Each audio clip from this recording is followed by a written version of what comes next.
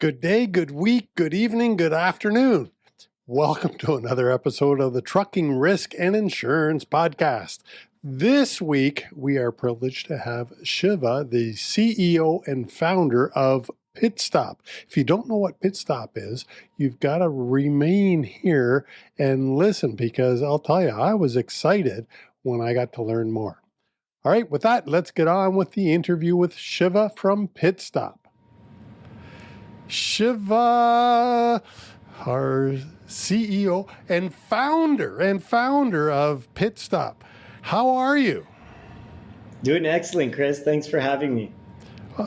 John and I are excited because we want to learn a little bit about Pitstop. Yes. Right? And maybe you could start us off by giving us a little bit of the background of Pitstop. Sure. Yeah, definitely. So at Pitstop, we're really focused on taking the large amounts of data that come off of trucks and using that to provide predictive maintenance, predictive analytics. So knowing when, for example, the battery's going to fail, when the brakes are wearing out, when the tires are going to fail, and bubbling that all up in one place for a fleet manager to review. So let's say you got 100 trucks, 500 trucks. That's a lot of information to try to manually dissect. And because of that, it becomes very reactive. Driver calls in, says the light's on, you pull into the shop. Sometimes it is a big deal. Most of the times it's not. And so you waste a lot of time. There's a lot of downtime related to that. So because of this, we're able to organize all the fault codes by priority. What's the risk of it occurring or incurring downtime to this truck? But also by predicting when certain issues are going to appear in the future around things, again, like the battery breaks, the engine, the diesel exhaust system with engine derates, trying to avoid those kind of scenarios. I think it's the prediction model that is the most exciting from everything you said there, because if I can avoid a damn breakdown on the highway, I'm making money. That's right. Yeah. And that's a key value prop. And I could tell backstory too, how we got to this. So when I started Pitstop, I actually was working at a tech company in Silicon Valley that was working on chips that went into Teslas. And I realized, hey, when data flows from the vehicle back to the suppliers, very quickly you can make changes and make these products better and reduce things like downtime and failures. And from my childhood experience of growing up in truck mechanic shops owned by my father in the Toronto region, Toronto, Canada, I learned a lot about the electronic controls coming into vehicles and how that was really changing the way these assets would operate. So taking those two experiences, realized, hey, there's a big opportunity here to take data that's already coming from ELD, like the big guys out there, Geotabs, Samsara, Verizon. Everyone has these things plugged in, or a lot of people do. So data's being reported, but it just sits there, and there's too much information for people to act in its raw format. So by taking that information, dissecting it, and then giving an insight that with the recommended action of, hey, take this in, or call the driver, just double check, are they experiencing anything? Or don't worry about it, these issues pop up all the time, but it's not a big deal. I mean, simplifying it to that is really the core value that we're helping a lot of fleet customers with today in driving uptime, reducing unplanned downtime with breakdowns, but also organizing that day-to-day workflow and making it so they got more time back on their side to not have to dissect and analyze information on Excel, or in some cases just ignore the data. Yeah. Well, I was going to say, with a telematics device, you're getting a ton of data, and depending on what you're using that particular telematics device for, a lot of that data just falls into a wastebasket and you do nothing with it. So if you can utilize a service like you're talking about to say, hey, over here, let's sift through some of this data, capture this, and move it into this fashion. Exactly. That's exactly it. So get more out of the investment. And the investments of the telematics are already showing ROI, maybe around idling, fuel reports, around the driver safety, all of these types of things. But then also predicting downtime is a huge value prop. Yeah. So with this system, are we also able to track maintenance intervals, maintenance schedules on top of the predicting aspect? Yeah, it's all bundled together because not only do we want to say, hey, the battery might fail, but there's a PM, it's coming up 3 weeks from now, but why don't we just do it all together, right? So we include the PM, we include all the fault code information, we include, you can add work orders as required depending on the fleet. You want to add it in, or we can sync it up with your existing kind of shop or work order management software. Cool. Good deal. Sorry. Go ahead, John. Chris. No, go ahead. Well, I was going to say, what can you sync Pitstop to? Can you give us some examples of some of the software you've already hooked up to it? Yeah, sure. So on the telematics side, it's Geotab, Samsara, Fleet Complete, Verizon are some of the big ones out there that we work with. And then on the, let's say, asset management side, we're working with a group called AssetWorks, very much in the municipal government sector. Fleetio is another big player out there that we've been working with, more on the small, medium-sized fleets. And then we're working with groups, and this is more long-term relationships, but with Chevron FleetWave is one other group out there. So there's a few systems out there that we're working with. And we also are integrating into some of the shop softwares to pull in the work order data or push it. And there's a lot of players there, but there's about 50 different providers that we're synced in with to be able to get that information, to push and pull from it. Cool. Yeah. And if a listener, viewer, doesn't happen to be with some of the software that you mentioned, are you open to listening to them and exploring how to connect with the software that they are using? Yeah, actually, we're at this stage in our company where we've been growing, but we're in this really heavy focus of working with fleet managers, hearing their feedback, and directly implementing those changes in the software. So we're in that heavy development phase. And so because of that, anyone who is working with us is getting a lot of holding a lot of extra action. We're almost an extended development team to them. And that can be rare to find a company at that stage at this time, but that's the focus we're at right now. So that's one of the benefits of working with us today, is you get a lot of that attention and focus. Cool.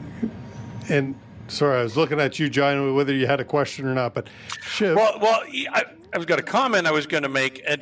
Knowing that from the ELD standpoint, so let's kind of talk a little bit about the telematics approach. From an ELD device, we know that there is no requirement by law to have an ELD in a vehicle pre-2000. Okay. But I do know of some fleets that do run some telematics devices on some of those older trucks that do have a computer system in their vehicles. Rare, but there are some. And I was just wondering, is there a particular age of vehicle that you guys can go back to?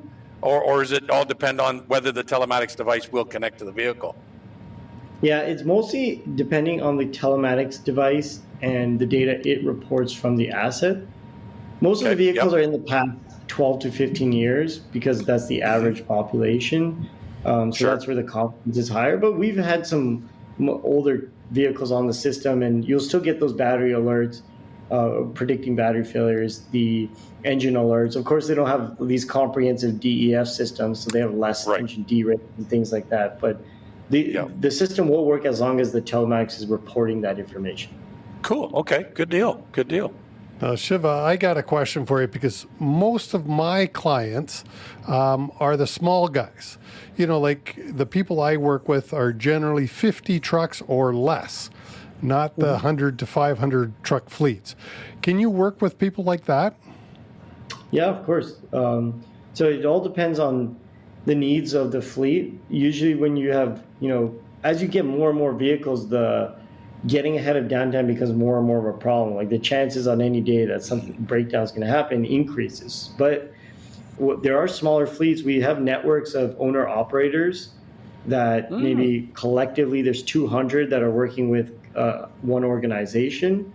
And those owner operators, they have 2 vehicles, some have 20, but they all want to get email reports that every morning is giving them like a health overview of the few vehicles they own. And that gives them that safe, like that confidence or comfort of, okay, things are in good shape. If there's something critical, they'll get an alert at that time. And so they're using more of an email interface versus having to log into a system every day, right? So we simplified that use case for some of those fleets that have maybe less vehicles and make it easier for them to digest this data and the insights.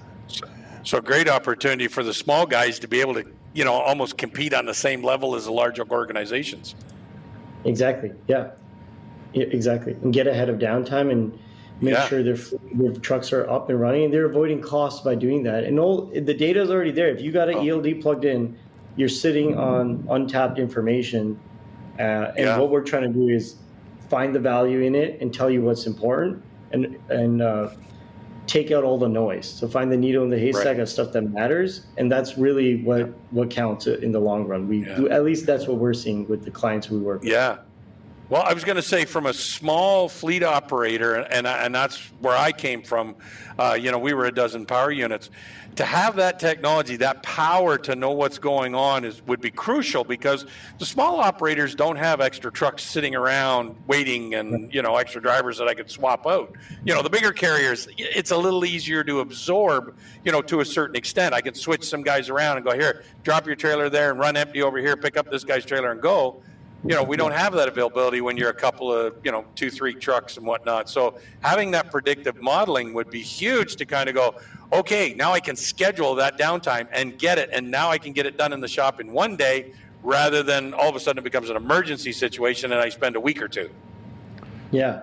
And what makes it also powerful is whether you have 2 trucks or 20 trucks, the analysis is using data from 500,000 trucks to give you the insight. So you're still benefiting like as if you're a big fleet, like to your point. Right. So it's kind of trying to bring the value back down to anyone who wants to benefit.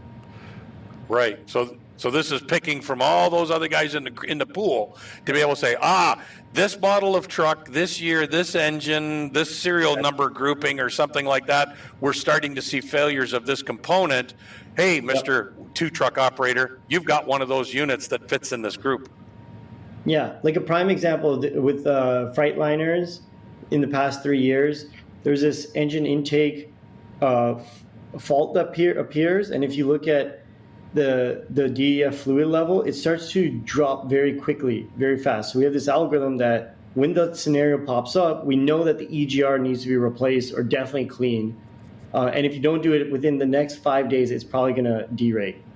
And so that's an example where whether you have 2 trucks, we're going to give you that alert, or if you have 500 trucks, but that was trained or learned from about 500,000 of these assets. So those are kind of examples. That came up today actually with one of our customers, so that's why I shared that. Sure.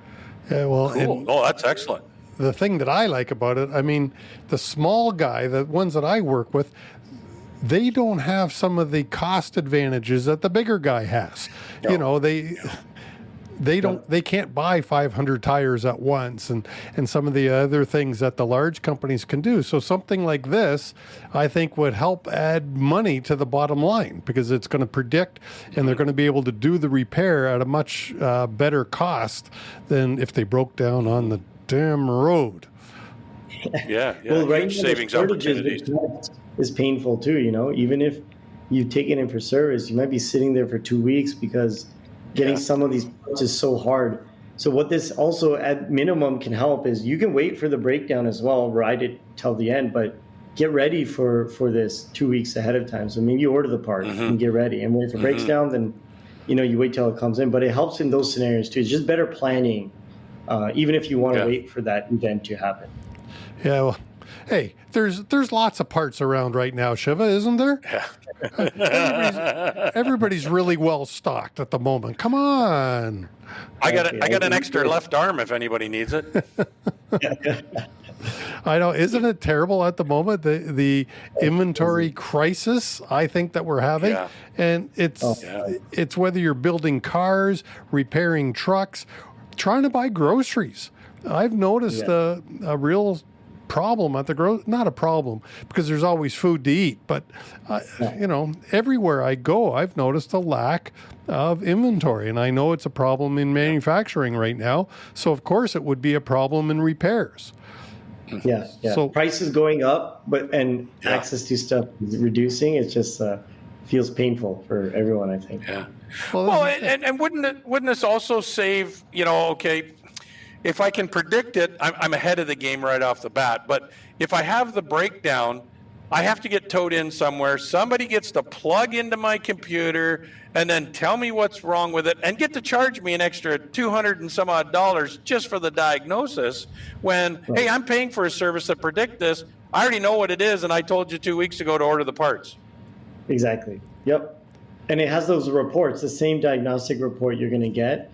The only time that's more useful at the shop level is they already kind of know what the general direction is of repair, and maybe they want to go in and go a little deeper, so they plug in the scanner. But this gives you like 80 to 90% of what really matters, and the technician can plug in if he really needs to. But exactly. And because of that, it can save a lot of time and pain. Most of the times you might get a code or the engine light pops up, and this is the other cases, there's not an issue. So if you waste time at the shop, you just spent maybe $200 to check something that wasn't a big deal because you're a little bit afraid of what's going to happen. But this will tell you that up front. So, there's two sides to that coin. Yeah, and I was just going to say, and that's a problem for small operators, right? That maybe don't have their own maintenance facility or something. All of a sudden, code's coming up on the dash, and the driver's going, "Oh God, I don't know whether I should drive or whether I should park or what." And and then the next thing, I'll go to the shop, and before you know it, we've lost a day or two because the shop can't get you in right away just to do a diagnosis. Whereas now, hey, I'm utilizing the telematics device to tell me, hey, not only what the problem is, but I know what the problem is before it's going to happen. Well, and also, Shiva, would it also help me reduce the cost? Because we know, or at least I think sometimes there's unscrupulous mechanics out there. No, that's not true, Chris. I heard on the internet that that's not true. And you believe everything on the internet, right?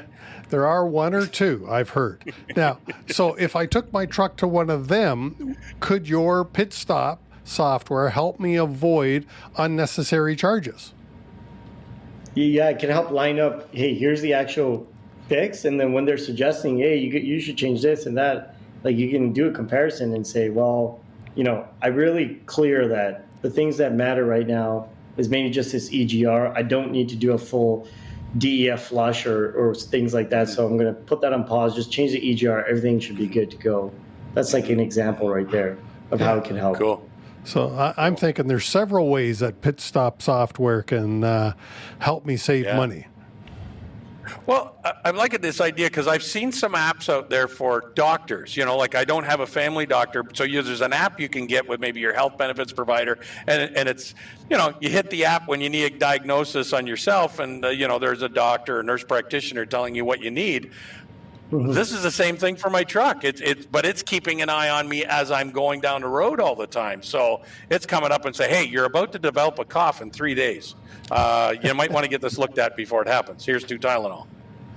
Yep, that's a great comparison. And the good thing with machines is they are a lot more consistent, whereas people could be very different. But machines are the same, they're very similar, so it's easier to actually do this accurately, predict accurately. Yeah. Well, and the bonus part is we know no two people are the same, but 2 trucks are pretty much the same. So when you've got a group of, like you say, 500,000 trucks, you can pretty much go, yeah, you know what? If that's happening with a couple hundred over here, it's going to happen over there. Exactly. That's right. And you could tell the lemon vehicle very quickly from the good ones. All of these it's very quick. It just a little bit of analysis and the system picks it up. It's kind of cool. It's very powerful. Hey, and you just mentioned lemon vehicles. Have any customers called you up and say, hey, Shiva, I'm looking at this type of a truck. I want to buy a used truck. Is this a good purchase? Not from a price point, but just from a maintenance point. Anybody asking you that question? Yeah, so they've definitely asked the question. One of the reports that we generate, it's kind of similar. What it does is it actually will take, but this depends on telematics. As long as we get the ELD info for 6 months, it will rank the vehicle and come up with a score and compare it to your other vehicles in the population or similar vehicle types. And it'll give you a score and say, okay, this ranks at the 40th percentile for this Freightliner or for this Mack truck. And so then you kind of know, oh, okay, should I move forward with continuing to repair this truck, or should I sell it? So for a used truck, it's a little bit tricky because you don't have access to the data. But I think in the future, one day when you're buying a used truck, as an example, I think these kind of scores should be accompanying it, much like in the light duty, they got Carfax or similar. I think this is the type of analysis. Every truck has some ELD or things monitoring. If you just run this analysis, it'll give you a health score. Then you can kind of understand the value of the truck over the long term. I was going to say this would help this would help the seller of that truck. Right, exactly. To be able to say, here's a report, here's a diagnostic helping report. the seller more than the buyer. Well, sorry, I walked on you. What'd you say?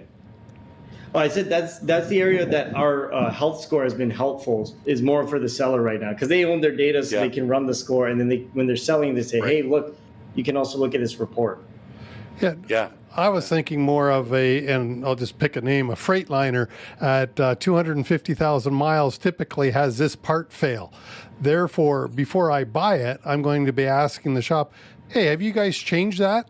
Have you taken care of it already? If not, I want to deduct that from the purchase price because I know I'm going to have to. You know what I mean? And that's the kind of thing. Hey, Pitstop, how can people find out more about you? Yeah, so you can visit our website. It's pitstopconnect.com. And on there, we have the ability to talk to someone on the team. You can also email us you can email me directly if you need, Shiva, SHIVA, at pitstopconnect.com as well. So open to even just have conversations. If someone's just interested, they just want to learn more. I mean, I'm happy to have this dialogue with as many people in the market, in the field as possible. I think it's really powerful stuff. I don't think enough people know about it and want to try to explore and prove the value with as many groups as we possibly can.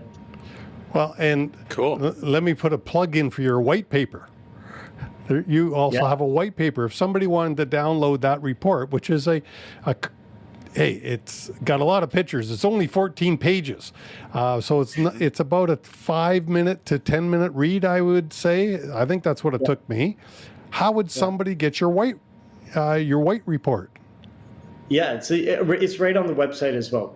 We kind of highlight the white paper. We have other case studies as well. So different informational items that you can download from our website. It talks a lot more about this. It tells you about other examples where we've done this. The report I believe you're referring to is actually a bunch of interviews we've been doing with fleet managers and understanding their pain points and what is common in the industry right now. So yeah, it's a lot of good information on the website directly, pitstopconnect.com. Cool. And I'll put a link to that, to the white paper report in the show notes, and I'll put your contact info down there as well. Yes. So if somebody wants to reach out, you've already given it to them, so I know they're welcome to shoot you an email. I know you're a hard guy to get a hold of, so I wouldn't tell people to call you, but to email you for sure. Right, Shiva? I agree. Yeah, that would be perfect. Last word. Anything? Did we miss something that we should all know about Pitstop? The main thing is, and we probably talked a little bit about this, but we're really open, willing to work with everyone. We want to help fleets from small to large, and you probably have a lot more data than you think that you could be taking advantage of. I know it's overwhelming for a lot of people, and you've been doing things for a long time and it's been working. But hey, these are some of those changes that are very easy to make and create large value and impact. So at least have a conversation and we'll take it from there. All right. Cool. And Shiva, what you don't know, you might know, I shouldn't say you, I shouldn't assume anything, should I? Our audience is about 60-40 split between Americans and Canadians. And that's 60% Canadian, by the way. So let's say it. Pitstop, where are you located? We're located in Toronto, Ontario. Yay! So we're a Canadian company. Yeah. Perfect. Pitstop is a Canadian company. That's what I wanted you to shout out there. Nice to hear. Yes. I'm a proud Canadian, Shiva. So whenever it's possible, I always like to give a shout out to other Canadian companies. Oh, big time. Big time. By Canadian. Yep. All right. Shiva, thanks so much for coming on the Trucking Risk and Insurance podcast, because this falls under the risk category for sure. All right. Yep. Thanks so much, my friend. Thanks, Shiva. John and I really appreciated you coming on to the show this week. If you, the listener and the viewer, are getting value, don't forget to click a like and subscribe. Leave us a comment. Who would you like for us to have on the show for an interview? All right. Please leave us a comment, and appreciate you all so much. That's it for this week on the Trucking Risk and Insurance podcast.